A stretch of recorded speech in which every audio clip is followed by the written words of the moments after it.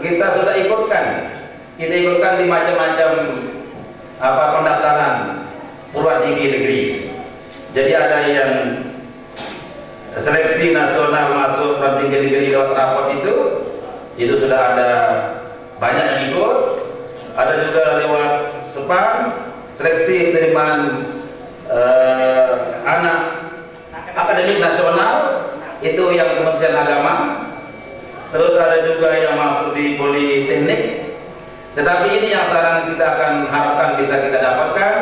Kita sudah mendaftarkan 10 orang santri kita ini untuk mendapatkan pendidikan penerimaan beasiswa santri berprestasi. Jadi ini syaratnya harus hafal Quran. Jadi hafalannya itu minimal 4 sampai dengan seterusnya. Nah, tadi malam saya sudah tanda-tangani ini sertifikat hafalannya. Jadi ada anak kita ini yang hafal 23 juz. Jadi sudah ada salah seorang santri angkatan ketiga ini hafal 23 juz. Di 23 ada yang 5, ada yang 6. Tapi kalau yang satu wajib 1 juz. Kalau dia tidak hafal maka dia berdosa kepada kami sebagai pengasuhnya. Ya, karena itu memang syaratnya. Nanti tidak bisa dikasih jaga, tapi sudah dites ini. Rata-rata sudah hafal oleh pengasuhnya yang Quran, Ustaz Ali dengan Umi Yona, juz 30. Nah ini kita harapkan nanti bisa lulus. Kalau dia lulus anak-anak kita lewat PBSPM ini, maka dia gratis sekolahnya. Ini disiapkan oleh Kementerian Agama pada bidang-bidang studi tertentu. Ada yang tafsir, ada yang hadis, ada yang sejarah Islam, ada perbankan syariah. Jadi ada yang di Malang, ada di Solo, ada di Jogja, ada di Jakarta, dan ada juga anak-anak kita ini yang ambil kedokteran di UIN Syarif Hidayatullah. Ya mungkin kalau saya perhatikan datanya 3 orang. Nah, mudah-mudahan nanti ada yang lulus di sana. Karena di UIN Syarif Hidayatullah itu pendekatan pengambilan santri mahasiswa baru kedokteran itu 60-40. Jadi 60% itu diambil dari alumni madrasah. Jadi alumni pesantren, sekolah umum tapi dia pesantren. Sedangkan 40% itu dari sekolah umum yang lain. Nah, jadi ada peluang kita. Nah, kebetulan sekretaris prodi kedokteran itu saya kenal, dia pernah meneliti di sini 2 kali. Saya dampingi dia meneliti tentang radio dan kesehatan di pesantren. Dia alumni Jepang, S1-nya UI, S2, S3-nya di Jepang, dokter gigi. Nah, dia bilang ke saya, Pak Mugni, jarang sekali, hampir tidak ada anak dari NTB itu yang ikut daftar di UIN. Kalau saya lihat datanya, sangat sedikit. Kenapa tidak mendaftar di sana? Nah, mungkin kita tidak tahu informasi, atau juga karena kita sekolah di bawah pesantren ini kan IPA-nya IPA-IPAan. Nah, IPA-IPAan itu ya sekedar IPA tapi tidak banyak praktik-praktiknya gitu. Nah, sekarang kita dapat informasi itu. Nah, saat ini anak-anak kita daftarkan itu 3 orang. Ya, di antaranya tadi si Dianis yang saya bilang itu ya, ikut daftar di sana. Dan ada siapa Fatihin apa namanya itu yang kakak itu, Rojicin itu. Dia pendek, tapi kalau dokter tidak apa-apa pendek. Jadi tidak diukur badannya kalau dokter. Yang diukur badannya itu bidan dan perawat. Jadi biar pendek, kalau lulus jadi dokter juga nanti.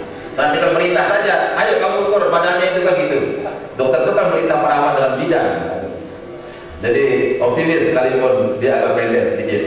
Nah, ini kita mohon doa dari wali santri, mudah-mudahan anak-anak kita ini bisa tembus di PTN itu. Siapa yang masuk Mahat? Ya, yang belum tak lulus sana kembali ke Mahat. Nah, banyak juga sekolah yang masuk Mahat kan dari mualimin, belum dari lain-lain kan. Nah, jadi hanya berapa orang? Ini yang MAPK 57 yang tamat, yang ikut seleksi ini hanya 26 orang. 26. Jadi lebih banyak yang tidak mengikuti. Nah, dari data yang kita peroleh pada saat kita sosialisasi, jadi yang tidak melanjutkan ke PTN itu mereka masuk di Mahat. Nah, jadi itu yang kondisi kita di MAPK sekarang ini. Jadi tugas kami sudah selesai, mengantarkan putra putri kita ini untuk selesai di MAPK Yenui Anjani. Tinggal sekarang tugas Bapak Ibu mungkin masih belum selesai di MAPK.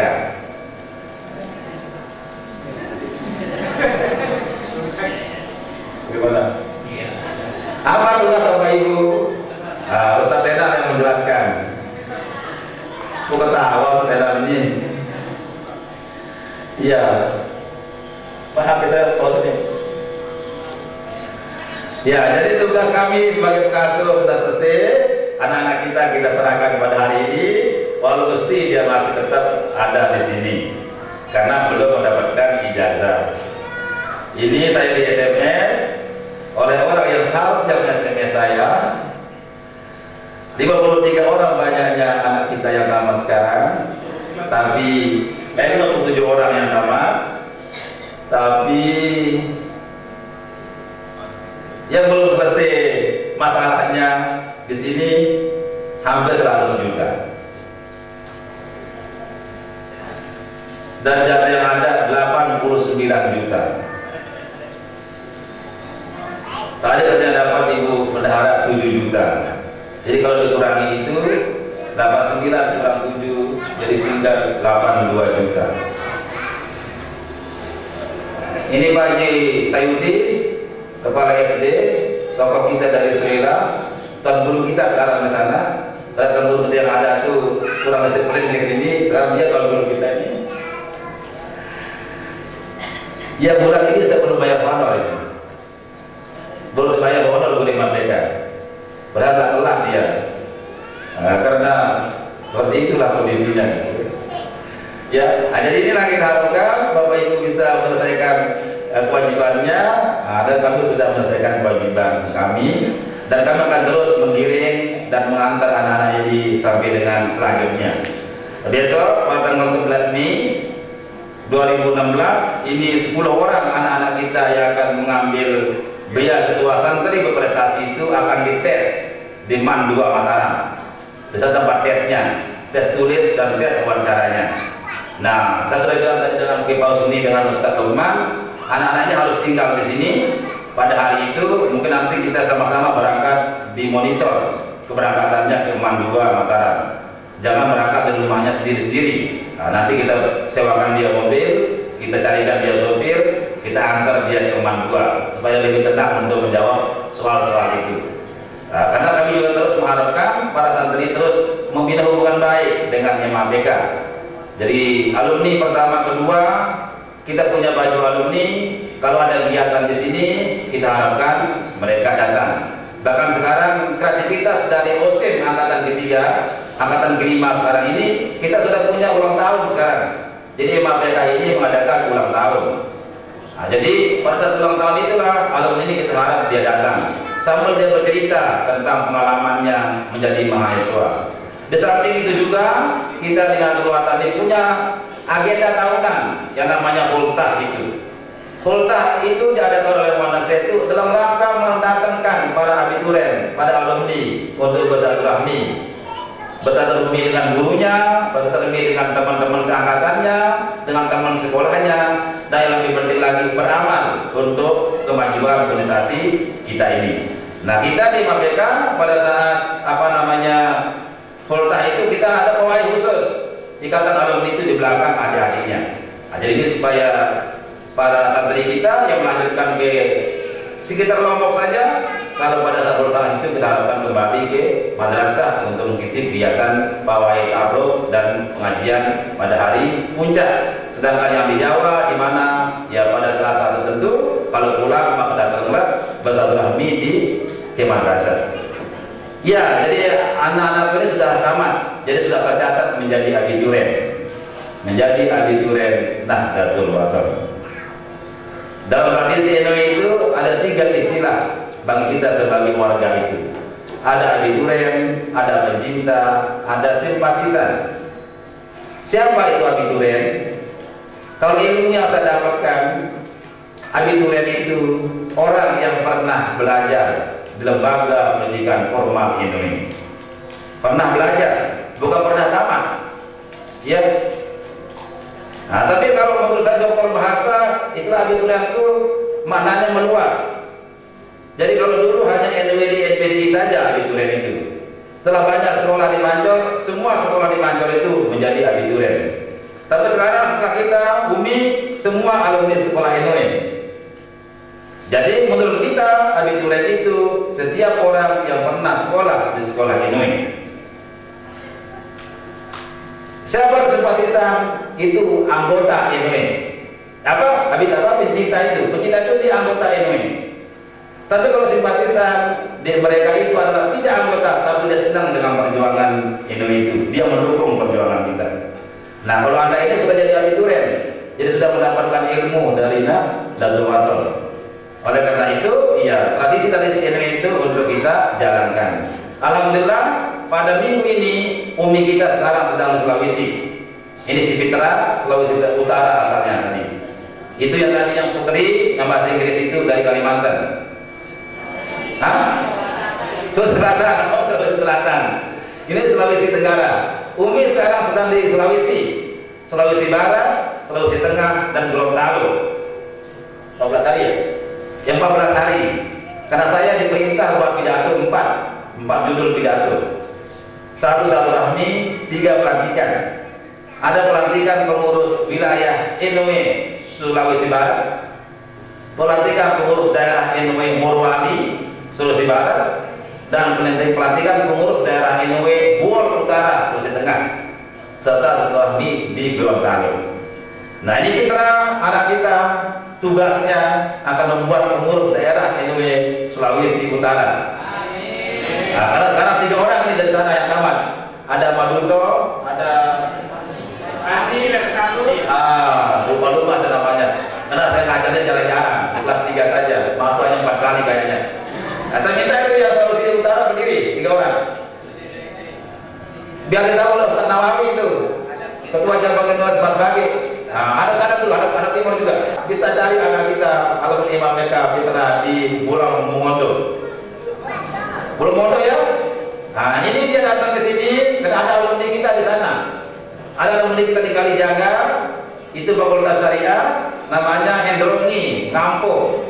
Sekarang dia jadi pejabat di Kementerian Agama di Sulawesi Utara itu. Dia yang mengantar anak-anak ini ke sini. Nah, sekarang sudah ada juga adik-adik kelasnya. Nah, jadi ini keberadaan Imam BK sangat penting untuk kepentingan organisasi ke depan. Oleh karena itu, jalur masuk Imam BK itu ada 2 macam. Jalur tes dan jalur luar daerah. Jadi kalau jalur luar daerah itu tanpa tes dia. Jadi sekalipun dia bodoh, kita terima saja. Nanti kita buat dia kelas bodohnya. Nah, itu si Pak Tuto tidak lancar ngaji dia itu. Sekarang suruh jadi imam, udah pinter dia. Iya. Kalau misi Fitra, sudah maaf tadi dari bagus dia tajuknya pada saya kan. Tadi hamdalahnya. Udah kayak besar, tapi jangan pulang dulu sekarang. Si Fitra itu mahal dulu 4 tahun, ya baru pulang ke Sulawesi. Nah, supaya lebih mantap lagi nanti kitab kuningnya. Yang salah jadi kayak besar. Karena saingannya kurang. Iya, orang Hidromi itu kan dia. Hidromi Ngampo itu Ustaz yang tadi Gero mungkin tahu itu. Manfaatan dia. Ya, kita perlu tahu lah pasti baca kitabnya. Dia cerita sendiri. Untuk saya ngaji dulu sedikit-sedikit, ada tahu saya. Dia juara baca kitab tingkat Sulawesi Tenggara, Sulawesi Utara. Dia juaranya, juara 1 baca kitabnya. Itu ketika Sulawesi Utara itu. Dia yang beli di Jakarta lulus oleh Kementerian Agama. Ya manfaatan saja jadi juara kan, apalagi mahat beneran gitu kan. Itu kan jadi harapan kita ke depan. Nah, jadi sekarang Umi memang fokus ke Sulawesi, terus saja beliau berada di sana. Nah, sekarang di Gorontalo sudah ada. Nah, ini tengah Sulawesi Utara ini, mudah nanti bisa berkembang di sana. Banyak orang yang mengangkat tanah, tetapi yang kader yang dikirim itu yang masih kurang, yang siap berjuang untuk membangun. Karena kalau di sana kan semua akan dipikir. Ada tanahnya, mikir bangunannya, mikir muridnya, mikir juga makannya, ya kan? Kalau di sini kan tidak begitu. Ya makan mungkin dapat kita, tak perlu mikir sendiri. Nah, itu keadaan di luar daerah. Jadi mudah-mudahan ini Imam BK ini tetap menjadi perhatian kita bersama. Nah, sekarang untuk tahun yang akan datang ini angkatan ke-6 kita akan terima 100 orang. dengan membuka 3 jurusan. Jurusan agama, jurusan IPA, dan jurusan IPS. Nah, karena banyak juga masyarakat kita yang ingin jurusan IPS. Jadi bukan hanya ke dokter nanti, tapi juga bisa ke ekonomi. Nah, jadi ini nanti silakan para santri baru, para santri, adik-adik kita, anak-anak kita bisa masuk lagi di MAPK, mengikuti prosedur yang ada seperti yang telah lalu itu. Jadi itu mungkin yang perlu saya sampaikan. Terima kasih atas kerjasama kita selama ini. Jadi saya serahkan anak-anak ini sebanyak 57 orang. Dulu kecil-kecil badannya, pendek-pendek dia, sekarang sudah besar, sudah tinggi, lebih cantik, lebih gagah. Jadi tidak ada kurangnya, bakal lebihnya saja. Kalau dulu belum pasien hajinya, sekarang insya Allah pasien. Nah sekarang kepasihan, kerajinan itu menjadi tanggung jawab Bapak Ibu untuk dia terus supaya anak dengan itu terus dimonitor dan dukunglah pendidikannya jenjang yang lebih tinggi. Jadi sekarang dia sudah jadi dewasa, jadi ikutilah kemauannya dan tetap kita mengarahkan. Jadi selama ini ada kekurangan yang kami lakukan sudah pasti itu, maka kami mohon maaf yang sebesar-besarnya. Jadi ceritakan yang baik-baik tentang MAPK, yang jelek-jelek ceritakan di kami saja. Jadi yang baiknya saja dikenang, yang jeleknya silakan dilupakan dan berikan kami untuk jadi bahan untuk perbaikan. Jadi seperti orang Padang itu kan begitu di warung Padang itu. Yang enaknya kita akan ke teman, tidak enaknya kita akan kepada pemilik warung. Tidak ada segala kekurangan, kami mohon maaf. Nah besok kita akan pergi ziarah makam, anak-anak tetap diam di sini sampai ada perkembangan selanjutnya. Nanti ada dosen ya mungkin dari Ustaz ya. Ya terima kasih, mohon maaf atas kekurangan. Sampai bertemu dan kesempatan. Jazakumullahu khairan katsiran wallahu muwaffiq wal hadi. Assalamualaikum warahmatullahi wabarakatuh. Lupa ada satu. Ada juga ini beasiswa nanti dari Kementerian Agama untuk luar negeri. Jadi anak-anak kita bisa juga meraih beasiswa ke luar negeri lewat Direktorat Madrasah Kementerian Agama. Nah, bagi yang berminat nanti kami akan fasilitasi pendaftarannya. Terima kasih.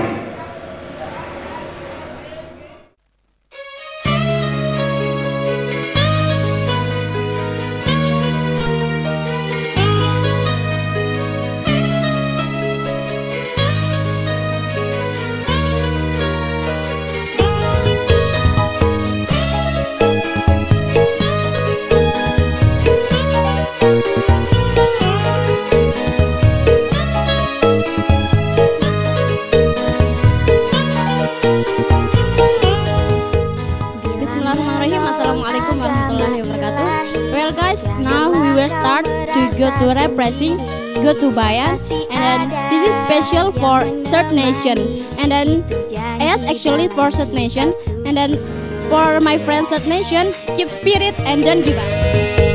Dunia ini hanyalah sementara, tidak